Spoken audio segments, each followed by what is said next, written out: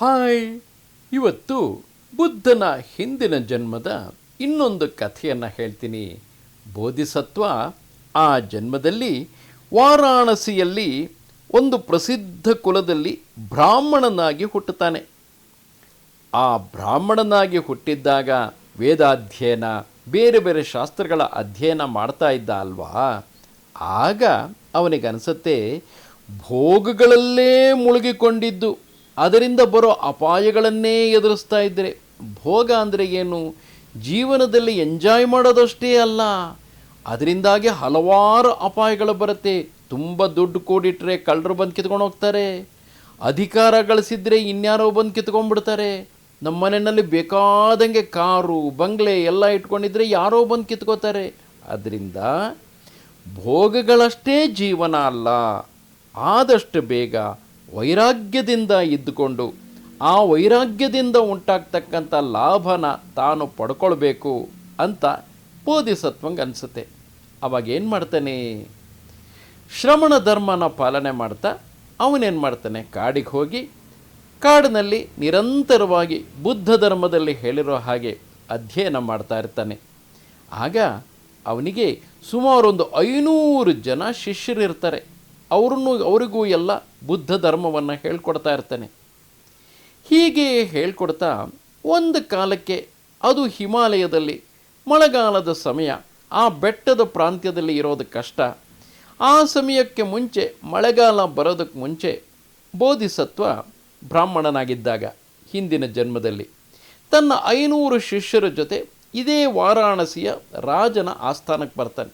ಆಗ ರಾಜ ಅವನನ್ನು ಬಲವಂತವಾಗಿ, ನೀವು ಇಲ್ಲೇ ಇರಿ, ನಿಮಗೆ ವಯಸ್ಸಾಗಿದೆ, ಈ ವಯಸ್ಸಿನಲ್ಲಿ ಮಳೆನಲ್ಲಿ ಹೋಗೋದು ಕಷ್ಟ, ನಿಮ್ಮ ಶಿಷ್ಯರು ಬೇಕಾದರೆ ಕಾಡಿನಲ್ಲೋ ಹಿಮಾಲಯದಲ್ಲೋ ಎದ್ದು ಬರಲಿ, ಅವರಿಗೆಲ್ಲ ಚಿಕ್ಕ ಪುಟ್ಟ ವಯಸ್ಸು ಅಂತ ಹೇಳ್ತಾನೆ.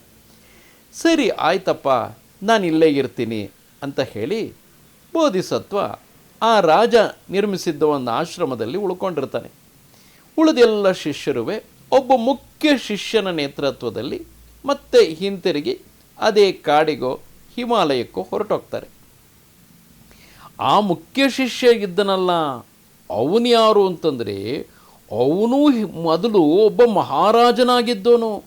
ಮಹಾರಾಜನಾಗಿ ಬೇಕಾದ ಹಾಗೆ ವೈಭೋಗಗಳನ್ನೆಲ್ಲ ಅನುಭವಿಸ್ತಾ ಇದ್ದವನು.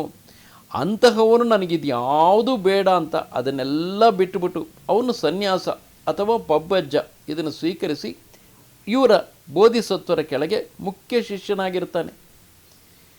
ಅವನು ಎಲ್ಲ ಶಿಷ್ಯರನ್ನು ಕರ್ಕೊಂಡು ಮತ್ತೆ ಪುನಃ ಕಾಡಿನಲ್ಲಿದ್ದ ಆಶ್ರಮಕ್ಕೆ ಬರ್ತಾನೆ. ಸ್ವಲ್ಪ ಸಮಯ ಕಳೆಯುತ್ತೆ, ಮಳೆಗಾಲದ ಸಮಯ.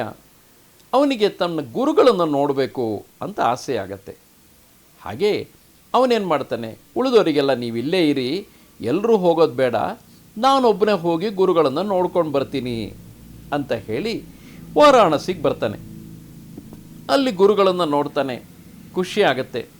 ಅಲ್ಲೇ ಗುರುಗಳ ಪಕ್ಕದಲ್ಲೇ ಒಂದು ಕಡೆ ಚಾಪೆ ಹಾಸ್ಕೊಂಡು ಮಲಗಿರ್ತಾನೆ. ಅದೇ ಸಮಯದಲ್ಲಿ ಮಹಾರಾಜ, ಆ ವಾರಾಣಸಿ ರಾಜ ಇರ್ತಾನಲ್ಲ, ಆ ರಾಜ ಬರ್ತಾನೆ. ಆ ರಾಜ ಬಂದಾಗ ನೋಡ್ತಾನೆ, ಗುರುಗಳಾದಂಥ ಬೋಧಿಸತ್ವ ಧ್ಯಾನ ಮಾಡ್ತಾ ಕುಳಿತಿದ್ದವರು. ರಾಜ ಬಂದಿದ್ದು ನೋಡ್ಬಿಟ್ಟು ಕೂತ್ಕೋ ಅಂತ ಹೇಳಿ ಮಾತಾಡೋದಕ್ಕೆ ಕೂತ್ಕೊಳ್ತಾರೆ. ಆದರೆ ಪಕ್ಕದಲ್ಲೇ ಸ್ವಲ್ಪ ದೂರದಲ್ಲಿ ಆ ಶಿಷ್ಯ ಮಲಗಿದ್ದಾನೆ. ಬರೀ ಮಲಗಿರೋದಷ್ಟೇ ಅಲ್ಲ, ಅವನು ಮಲ್ಕೊಂಡು ಕಣ್ಣು ಮುಚ್ಕೊಂಡೇನೆ. ಆಹಾ, ಎಂಥ ಸುಖ, ಎಂಥ ಸುಖ, ಈ ಸುಖನ ಕಂಡೇ ಇಲ್ಲ ನಾನು, ಎಷ್ಟು ಸುಖ, ಎಂಥ ಸುಖ ಅಂತಿರ್ತಾನೆ. ರಾಜಂಗೆ ನೋಡಿ ಆಶ್ಚರ್ಯ ಆಗತ್ತೆ. ಅಲ್ಲ ಮಹಾರಾಜ, ನಾನು ಬಂದಿದ್ದೀನಿ, ಇಂಥ ಸಮಯದಲ್ಲಿ ಇವನು ಉದ್ದಕ್ಕೆ ಮಲ್ಕೊಂಡು ಎಂಥ ಸುಖ, ಎಷ್ಟು ಸುಖ ಅಂತ ಇದ್ದಾನಲ್ಲ.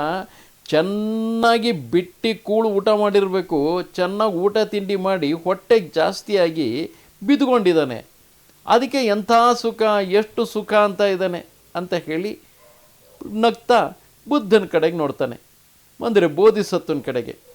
ಆಗ ಬೋಧಿಸತ್ವ ಹೇಳ್ತಾರೆ, ಅಪ್ಪ, ಆತ ಹೊಟ್ಟೆ ತುಂಬಿದ ಕಾರಣದಿಂದಾಗಿ ಸೋಮಾರಿಯಾಗಿ ಇಲ್ಲಿ ಮಲ್ಕೊಂಡು ಆತ ಸುಖ ಅಂತ ಹೇಳ್ತಾ ಇಲ್ಲ. ನೋಡು, ಆತ ನಿನ್ನ ಹಾಗೇನೆ ಒಬ್ಬ ದೊಡ್ಡ ರಾಜನಾಗಿದ್ದ. ಅವನಿಗೊಂದು ದೊಡ್ಡ ಸಾಮ್ರಾಜ್ಯವೇ ಇತ್ತು, ಅಲ್ಲಿ ಎಲ್ಲ ವೈಭೋಗಗಳು ಇತ್ತು.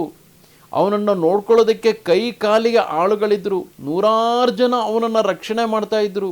ಅವನು ಕೂಡ ತನ್ನ ಪ್ರಜೆಗಳನ್ನೆಲ್ಲ ರಕ್ಷಣೆ ಮಾಡ್ತಿದ್ದ. ಆದರೆ ಅದರಲ್ಲಿ ಏನಪ್ಪ ಸುಖ ಇರುತ್ತೆ?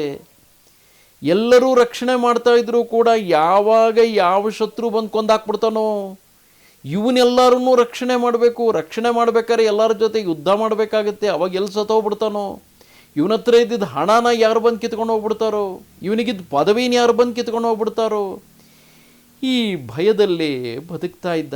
ಈಗ ಅದ್ಯಾವುದೂ ಇಲ್ಲ. ಎಲ್ಲ ಸಮಯದಲ್ಲೂ ಬೆಳಗಿಂದ ಸಂಜೆ ತನಕ ಬರೀ ಭಗವಂತನ ಧ್ಯಾನದಲ್ಲೇ ಸಮಯ ಕಳೀತಾ ಇದ್ದಾನಲ್ಲ, ಅದಕ್ಕೋಸ್ಕರನೇ ಅವನು ಆಹಾ ಎಷ್ಟು ಸುಖ, ಎಂಥ ಸುಖ, ಇದ್ರ ಮುಂದೆ ಆ ಭೋಗಗಳೆಲ್ಲ ಯಾತಕ್ಕೆ ಬೇಕು ಅಂತ ಹೇಳಿ ಕನವರಿಸ್ತಾ ಇದ್ದಾನೆ ಅಂತ ಹೇಳಿ ಬೋಧಿಸತ್ವರು ಹೇಳ್ತಾರೆ. ಅದನ್ನು ಕೇಳಿದಂಥ ರಾಜಂಗೂ ಆಹಾ ಹೌದಲ್ವಾ, ನಾನು ಮುಂದೊಂದು ಕಾಲಕ್ಕೆ ಹೀಗೇ ನನ್ನ ರಾಜ್ಯವನ್ನು, ನನ್ನ ಮಕ್ಕಳೆಲ್ಲ ಅವರು ಪ್ರಾಪ್ತ ವಯಸ್ಸಿಗೆ ಬಂದ ಮೇಲೆ ಮಕ್ಕಳಿಗೆ ರಾಜ್ಯಭಾರನ ಕೊಟ್ಬಿಟ್ಟು ನಾನು ಬಂದು ನಿಮ್ಮ ಹತ್ರ ಹೀಗೇ ಸನ್ಯಾಸ ಸ್ವೀಕರಿಸ್ತೀನಿ ಅಂತ ಆ ರಾಜ ಹೇಳ್ತಾನೆ. ನಮ್ಮ ಜೀವನದಲ್ಲೂ ನಾವು ಹಾಗೇ ಇರಬೇಕಲ್ವಾ? ಚೆನ್ನಾಗಿ ಓದಿ ಒಂದು ಒಳ್ಳೆಯ ಕೆಲಸಕ್ಕೆ ಸೇರಿಕೊಂಡು ಒಂದಷ್ಟು ಹಣ ಸಂಪಾದನೆ ಮಾಡಿ ಸಾಕಷ್ಟು ದಿವಸ ಭೋಗ ಭಾಗ್ಯ ಎಲ್ಲ ಏನೇನು ಅನುಭವಿಸ್ಬೇಕು ಅಂತ ಇದೆಯೋ ಅದನ್ನೆಲ್ಲ ಅನುಭವಿಸಿದ್ದಾದ ಮೇಲೆ ಒಂದು ಹಂತ ಬಂದಾಗ ಇನ್ನು ಭಗವಂತನ ಧ್ಯಾನ ಮಾಡಬೇಕು. ಜೀವನ ಪರ್ಯಂತ ಇಳಿ ವಯಸ್ಸಿನ ಮುದುಕರಾದರೂ ಕೂಡ ಇನ್ನೂ ಹಣ ಬೇಕು, ಅಧಿಕಾರ ಬೇಕು ಅನ್ನೋದಲ್ಲ. ಆ ಇಳಿ ವಯಸ್ಸಿನಲ್ಲಾದರೂ ಮುದಿಯಾಗುವ ವೇಳೆಗಾದರೂ ಭಗವಂತನ ಧ್ಯಾನ ಮಾಡಬೇಕಲ್ವಾ?